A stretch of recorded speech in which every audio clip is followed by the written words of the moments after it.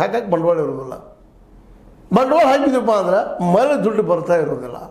ಅಂದಾಗ ಸಹಜವಾಗಿ ರೈತ ಹೇಳ್ತಾನೆ ಎಲ್ಲಿ ಹಾಕಿ ಹಾಳಾಗೋದು ಬಿಡಪ್ಪ ಅಂತೇಳಿ ಸೋಲ್ತಾ ಇರ್ತಾನೆ. ಅಂದ್ರೆ ಇನ್ಸಫಿಷಿಯೆಂಟ್ ಫಂಡ್ ಆದಪ್ಪ ಅಂದರೆ ಯಾವುದೇ ಉದ್ಯಮಿದ್ರು ಯಶಸ್ವಿ ಆಗೋದಿಲ್ಲ. ಆ ದಿಸೆಯಲ್ಲಿ ಸರ್ಕಾರ ಎಚ್ಚರಗೊಂಡು ಅವ್ರಿಗೆ ಬರೀ ಕೇವಲ 1 ಲಕ್ಷ ರೂಪಾಯಿ ಕೊಟ್ಟಿವಪ್ಪ, ನಾವೇನೋ ಗಾಣದ ಸಾಮಾನು ಕೊಡಿಸ್ಬಿಟ್ಟಿವಿ ಅಂದ್ರೆ ಅಲ್ಲ, ಮಾರ್ಕೆಟ್ ಮಾಡೋದು ಅಷ್ಟು ಮುಖ್ಯ ಅದ. ಅವ್ರು ತಯಾರು ಮಾಡ್ತಾರೆ, ಎಲ್ಲಿ ಒಂದು ಮಾರಬೇಕು, ಮಾರ್ಕೆಟ್ ಎಲ್ಲಿವರೆಗೆ ನೀವು ಮಾಡಿಕೊಡೋದಿಲ್ಲವೋ, ಸರ್ಕಾರ ಜವಾಬ್ದಾರಿ ತೆಗೆದುಕೊಳ್ಳೋದಿಲ್ಲವೋ ಅಲ್ಲಿವರೆಗೆ ಇದು ಅಪಯಶಸ್ಸನ. ಅಗ್ರಿಕಲ್ಚರ್ ಆಗಿದ್ದಿಲ್ಲ, ಸೋಲಾಗಿದ್ದಿಲ್ಲ, ಅವ್ರಿಗೂ ಮಾರ್ಕೆಟ್ ಮಾಡಿ ಕೊಟ್ಟಿಲ್ಲ ನಾವು ರೈತರಿಗೆ. ಹೀಗಾಗಿ ಪ್ರತಿ ವರ್ಷ ಆತ್ಮಹತ್ಯೆ ಮಾಡ್ಕೊಡ್ತಾರೆ ಪಾಪ ರೈತರ. ಇವತ್ತು ಬ್ಯಾಸಂದ ಬೇಡಪ್ಪ ಉದ್ಯೋಗ ಬೇಡ ಅಂತ ಹೋಗಿ ಹೋಗ್ತಾ ಇದ್ದಾರೆ. ದೊಡ್ಡ ರೀ ಅದು ನಮಗೆ ಏನಾದರೂ ಒಂದು 5 ಕಿಲೋ 10 ಕಿಲೋ ಅಕ್ಕಿ ಕೊಡೋದು ಯಾವುದು? ಯಾರು? ರೈತ.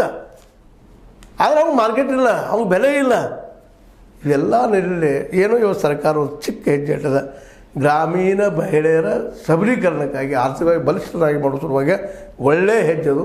ಮರುಜೀವ ಕೊಡ್ತಾಯಿದ್ರು ಎಣ್ಣೆ ಮತ್ತು ಹತ್ತಿ ಅಂದರೆ ಬಟ್ಟೆ ಮತ್ತು ಎಣ್ಣೆ 2 ಕೊಟ್ಟರೆ ಮ್ಯಾಕ್ಸಿಮಮ್ ಉದ್ಯೋಗ ಸೃಷ್ಟಿ ಆಗ್ತಾವೆ. ಅದ್ರ ಜೊತೆ ಅಗ್ರಿಕಲ್ಚರ್ ಅದು ಮಾರ್ಕೆಟ್ ಮಾಡಿಕೊಟ್ರೆ ನೀವು ಇವತ್ತು ನಿರುದ್ಯೋಗ ಸಮಸ್ಯೆ ಎದುರಿಸೋ ಅವಶ್ಯಕತೆ ನಮಗೆ ಕಡಿಮೆ ಬರ್ತಾ ಇದ್ದಾರೆ, ಇವತ್ತು ಕಡಿಮೆ ಬರ್ತಾ ಇದ್ದಾರೆ. ನೀವು ಇವತ್ತು ಅನೇಕ ನಮ್ಮ ರೈತರು ಹೇಳ್ತಾ ಇರ್ತಾರೆ, ಇಲ್ಲರಿ ನಮ್ಮ ದುಡಿಯೋಕ್ಕೆ ಕೆಲಸಗಾರ ಸಿಗ್ತಾ ಇಲ್ಲ. ಕಾರಣ ಅಂದ್ರೆ ಇಲ್ಲೇ ಏನು ಮಾಡ್ತಾಯಿದ್ವಿ, ಗ್ಯಾರಂಟಿ ಕೊಡ್ತಾಯಿದ್ವಿ, ಅದರಿಂದ ಸ್ವಲ್ಪ ಋಣ ಸಿಕ್ಕರೆ ಸಾಕು ಮಲ್ಕೊಂಡ್ಬಿಡ್ತಾರೆ. ಆಲಸ್ಯ ಪ್ರವೃತ್ತಿಯೂ ನಮ್ಮಲ್ಲದ ಇಲ್ಲಂತಲ್ಲ. ಅದನ್ನು ಅದರ ಬದಲಾಗಿ ಉದ್ಯೋಗ ಸೃಷ್ಟಿ ಮಾಡಿಕೊಟ್ರೆ ಉದ್ಯೋಗ ಮಾಡ್ತಾರೆ, ದುಡಿತಾರೆ, ಊಟ ಮಾಡ್ತಾರೆ, ಗ್ಯಾರಂಟಿ ಪ್ರಶ್ನೆ ಮಾಡೋದಿಲ್ಲ. ಇದು ಅಷ್ಟೇ ಸತ್ಯದ. ಈ ದಿಶೆಯಲ್ಲಿ ಚಿಂತನೆ ಮಾಡಿ ಗ್ರಾಮೀಣ ಮಹಿಳೆಯರ ಸಬಲೀಕರಣಕ್ಕಾಗಿ ಆರ್ಥಿಕ ಸಹಾಯಕ್ಕಾಗಿ ನೀವು ಎಣ್ಣೆ ಅದಕ್ಕೆ ತಯಾರು ಮಾಡೋ ಗಾಣಗಿನೆಲ್ಲ ಮಾಡಿ ಕೊಡ್ಬೋದು, ಎಲ್ಲ ಮಾಡ್ಬೋದು. ಕೆಲವೊಂದಿಷ್ಟು ಕಚ್ಚಾ ಪದಾರ್ಥನೂ ಕೊಡ್ಬೋದು, ಅದನ್ನು ಮಾರ್ಕೆಟ್